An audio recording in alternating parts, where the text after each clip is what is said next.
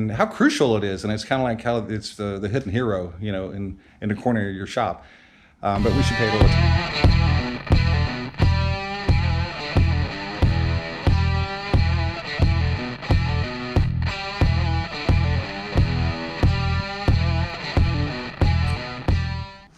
Hello, this is Henry with Woodworking by LPI. Thank you for coming back to the channel and watching our next video in a series of tools and innovations for woodworking, as more specifically to the wood sign perspective. If you get a chance, go over to the homepage and look at the other videos that we have with regard to tools and innovations for wood signs. Okay, so what are we going to do today? Well, today we're going to talk about the air compressor. And the air compressor is a crucial tool within your wood shop. Now, it's not fancy, but it does a lot. I mean, if you think about it, it does quite a bit. So I got my sheet here, my handy dandy sheet, and let's go over some information on the air compressor. All right, well, the air compressor is kind of like the silent partner, you know, you have in the background. You really don't think much about it, but it's always there, and you rely upon it. Anything from putting air in your tire to just blowing debris around, or working with your tools. Okay, they come in different sizes. They come in the big ones that are about 5-6 feet tall, all the way down to what looks to be a little donut. And they provide a crucial service to your work site or your workshop, for that matter. In this shop, although I have the space, I really don't have a requirement for a large air compressor, so I really don't need one. However, if you have a smaller workspace, such maybe a garage or a small shop that you go to, or even if you just convert it and go outside, these are all considerations that you might think about with regard to an air compressor. Okay, so what are the basics that you want to consider when it comes to an air compressor? Well, the basic things that you want to consider is obviously purpose. What will you be using the air compressor for? Well, majority of your tools in woodworking, your brad nailer, your framing nailer, finishing nailer, even up to a sander, if you decide to go with a sander, what do you use it for? Well, minimum PSI requirements for majority of those tools is about 100 PSI. So if you're looking at an air compressor, that would definitely be one of the considerations that you want to look at, is at least 100 PSI. And I know in some respects I'm preaching to the choir because you want the most. Of course, we're guys. We all want the biggest tool and the most fancy tool, right? Well, in actuality, we really get down to it, you just need 100 PSI, 100, 120. Okay, and I have an article out on my blog at woodworkingbylpi.custom.com where I talk about, and I'll put it down in the description, where I talk about air compressor and air compressor maintenance. Okay, but in this video, I kind of wanted to put a little more to it to give you an idea of what to think about if you're looking at an air compressor new, or if you're looking at replacing one. Okay, this model right here is a 225 PSI, and it is 1.6 horsepower. And let me bring you in here a little bit so you can see. All right, so it's a 225 PSI, it's a 1.6 horsepower, and it's got a 15-gallon tank. Excuse me. Okay, so it's pretty generic information. Let's give you a little more specific from the handy-dandy sheet here. It is 78 dBA. And what I mean by that? Well, 78 dBA is the noise level that this thing produces when it runs. And 78's fairly loud. Ear damage can occur, I believe, beginning in the 85 range. So it's up there. But if you're in a wood shop and you're using tools and such, you should be wearing ear protection anyway. So you'll hear a rumble in the background. But just be cognizant of the fact that it is 78 dBA. Okay, it weighs about 120 pounds. That's another consideration. This is the vertical model. They also have a horizontal model. And it is a DeWalt. And I use DeWalt tools. And I'm not sponsored by DeWalt, or I'd have no affiliation with DeWalt. So we'll get that out of the way. I just happen to like DeWalt tools as a personal preference. Okay, it's done very well for me. This is the third or fourth air compressor in the past probably 12, 15 years that I've had. And this one's done very well for me. Where are you going to locate it when you get it? Well, if you have a shop that's small, obviously this model here might be a little big for you. You might want to go with a smaller model. Or do you want portability? Such as this one here has portability by looking at, it has wheels. And it's really easy to move around.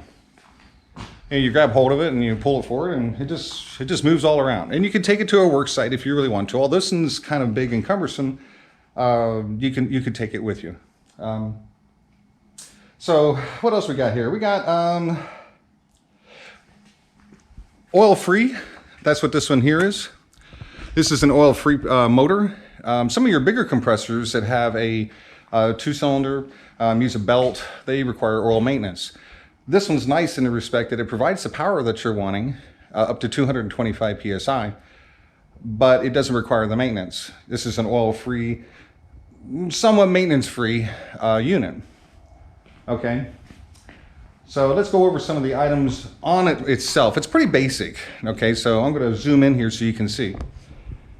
Excuse me. All right, so it has 2 meters on it. It has the actual pressure within the tank, and it has a regulated pressure, which you adjust by using this right here. Of course, this is the connector where you connect for the air hose. Now, it says 12 feet on the length of that, and it can supply air consistently with less startup. Okay. I don't know how much credence I put into that from the perspective, because my air compressor is way over here and my workbench area is way over there. Sorry about that. It's way over there. And it's about 40 feet.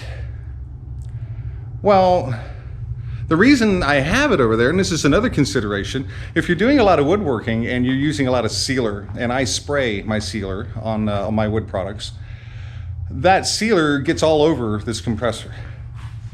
And where the air sucks in from the fan right here rather, it coated the old one within sealer all over it. And that's what destroyed my last compressor, because I had it located over by my workbench. Not a good thing. And it was a mistake to do so. So I have located my air compressor way over here in the other corner, and I've ran my air hose over to an extension, and that's one of the accessories that you can get. It pulls down, and I use it at my workbench. So maintenance, or keeping it rather out of the work area from my spray sealer perspective, is what destroyed my last one. So it really wasn't the product, it was more my fault. So that's a consideration. Where are you going to locate it in your shop, or do you want that portability to move it, if you're working outside? So you want to consider size, you want to consider pressure, you want to consider portability, and it's pretty basic. All the models, I mean, not just DeWalt, but other brand names, they also include, it's pretty generic. Excuse me. So it's a personal choice. Much like anything we talk about, it's a personal choice. You have your folks who are diehard this or diehard that, and yeah, I use a lot of DeWalt products. But the reason I use the DeWalt products is because they stand up. They do what they got to do, for me. And but you can go with other brands as well. Okay, I'm talking about air compressors in a generic sense. All right. Okay, so let's talk a little bit about maintenance. And maintenance is very important. I talk about maintenance a lot when it comes to the tools on this channel. And because it gives you the longevity on your tools. And it's no different from the air compressor perspective, okay? The biggest thing on the oil-free, quasi-maintenance-free air compressor is draining the tank. And this is funny. When I was a kid, and my dad had an air compressor, my biggest fear was it was going to blow up. The tank is going to blow up. Now, no, that's not necessarily the case. It won't blow up on you. But there is some truth to it to a point. Okay, in extreme cases, really rare cases, yeah, it may do that. Okay. But not necessarily the case. But there is, a maintenance issue that you want to address when it comes to the tank so it doesn't rust on you. And that is moisture.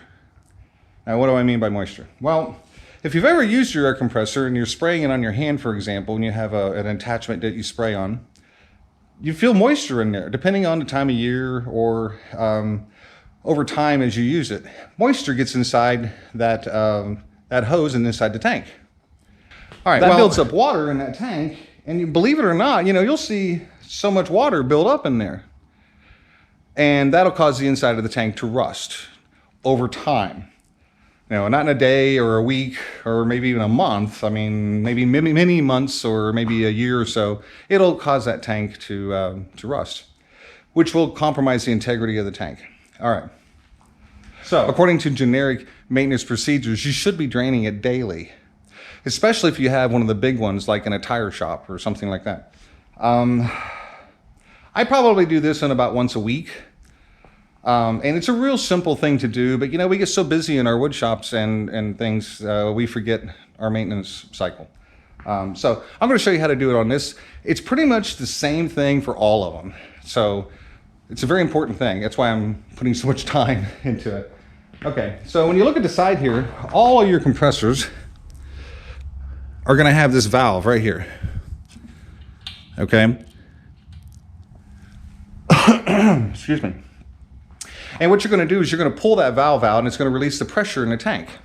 And that pressure will be indicated by the pressure in the tank right here down to 0. And then once you do that and you know that all the air pressure is out of the tank, you want to go down to the bottom down there. And I'll show you a little closer view of that. You want to come down here to this valve right here. And you want to drain it. And, it's interesting. You'll be shocked how much water comes out of that thing. And then, when I started doing my own maintenance on the compressor, it was quite a shock how much water come out of that thing. So, you want to drain it. And I know I spent a lot of time on that, but it's very important that you drain that. Beyond that, the air compressor can do lots of things, as I mentioned before. They're somewhat pricey depending upon the model that you get. They range in the hundreds of dollars up to thousands of dollars for the tall ones, that sit in a corner like a tire shop.